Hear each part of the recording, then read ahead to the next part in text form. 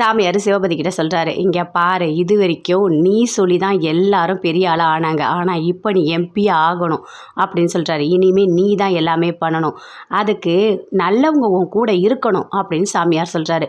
உன்னோட சின்ன பையன் இருக்கான்ல, அவனை நீ போய் கூட்டிகிட்டு வந்து 2 பேரையும் வீட்டில் வைக்கணும். உன் மருமக உன் சின்ன பையன் 2 பேரும் உன் கூட இருந்தால் மட்டும்தான் நான் சொன்ன எல்லாமே நடக்கும், புரியுதா அப்படின்னு சொல்லிட்டு சாமியார் சொல்கிறாரு. கண்டிப்பாக நான் போயிட்டு என் பையனை கூப்பிடுறேன் அப்படின்னு சொல்லிட்டு சிவபதி அப்படியே ஃபோன் பண்ணுறாரு. ஆனால் எடுக்கவே இல்லை.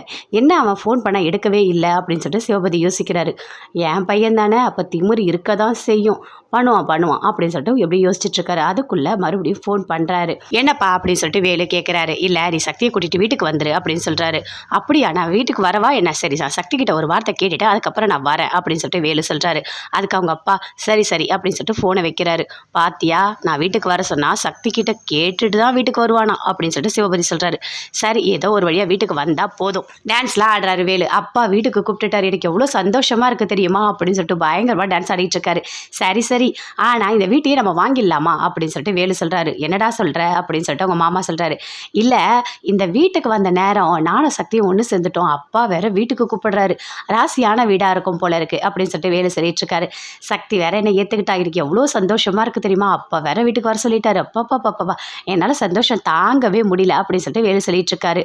வீட்டில் சக்தி, அவங்க அம்மா அப்பா அண்ணன் எல்லாருமே இருக்காங்க. அந்த பிரகாஷ் வீட்டுக்கு வரேன்னு சொன்னானா வரட்டும், அவனுக்கு இருக்குது அப்படின்னு சொல்லிட்டு சக்தி சொல்கிறாங்க. அதே மாதிரி பிரகாஷ் வீட்டுக்கு வந்த உடனே பேசுகிறான். என்ன, சக்தியோட வாழ்க்கை நல்லா இருக்கணும் நீங்கள் யாரும் நினைக்கவே இல்லையா? நான் சொன்ன மாதிரி எதுவுமே பண்ணலை, நீங்கள் என்ன ஃபோட்டோஸ்லாம் காட்டட்டுமா அப்படின்னு சொல்கிறாரு. அங்கேருந்து அப்படியே கிளாப் பண்ணிகிட்டே வராங்க சக்தி. என்ன பண்ணுற நீ? எங்கள் வீட்டில் இருக்கவங்கள பார்த்தா உனக்கு எப்படி தெரியுது? நான் வாத்தியாரோட பொண்ணு, அப்போ எனக்கு எவ்வளோ அறிவு இருக்கும்.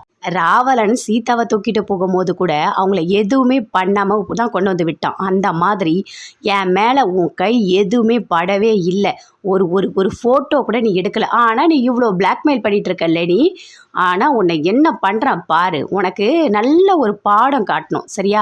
ஏன்னா நான் வாத்தியாரோட பொண்ணு இல்லை, நான் கண்டிப்பாக உனக்கு பாடம் சொல்லி தரட்டுமா அப்படின்னு சக்தி சொல்கிறாங்க. அதுக்குள்ளே போலீஸ் வாங்க அப்படின்னு கூப்பிடுறாங்க. வந்தவொடனே பிரகாஷ் ஓடுறாரு. அப்படியே மடக்கி போலீஸ்லாம் பிடிச்சிட்டாங்க. இதுதான் உனக்கு நல்ல பாடம், போ உள்ளே போய் கம்பி எண்ணு. உனக்கு ஒரு பொண்ணு இல்லாமல் 2 பொண்ணு கேட்குதா? உனக்கு எவ்வளோ தைரியம்? அதுவும் கட்டாயப்படுத்தி பொண்ணுங்களை அடையணுமா நீ அப்படின்னு சொல்லிட்டு சக்தி பயங்கர கோவமாக பேசுகிறாங்க. அங்கேருந்து பிரகாஷை போலீஸ் எல்லாருமே அரெஸ்ட் பண்ணி கூட்டிகிட்டு போகிறாங்க.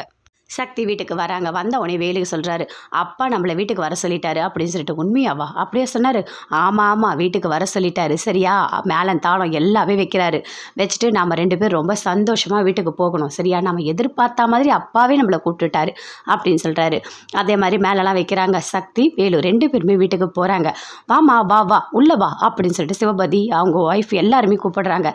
தேனு பயங்கரமாக சந்தோஷப்படுறாங்க. வா சக்தி வா அவனை பார்த்து எவ்வளோ நாள் ஆச்சு அப்படின்னு சொல்லிட்டு உள்ளே வராங்க. சிரிச்சுக்கிட்டே வராங்க. அப்பா எனக்கு நல்ல ஒரு வாழ்க்கை கிடச்சிடுச்சு அப்படின்னு சொல்லிட்டு அப்படியே உள்ளே போகிறாங்க. போனோடனே என்ன சக்தி, என்ன நீ நல்லா புரிஞ்சுக்கிட்ட போல இருக்கு, சூப்பர், இதை தான் நான் எதிர்பார்த்தேன் தெரியுமா, இப்போ தான் என் பொண்டாட்டி என்கிட்ட வந்திருக்கா அப்படின்னு சொல்கிறார்.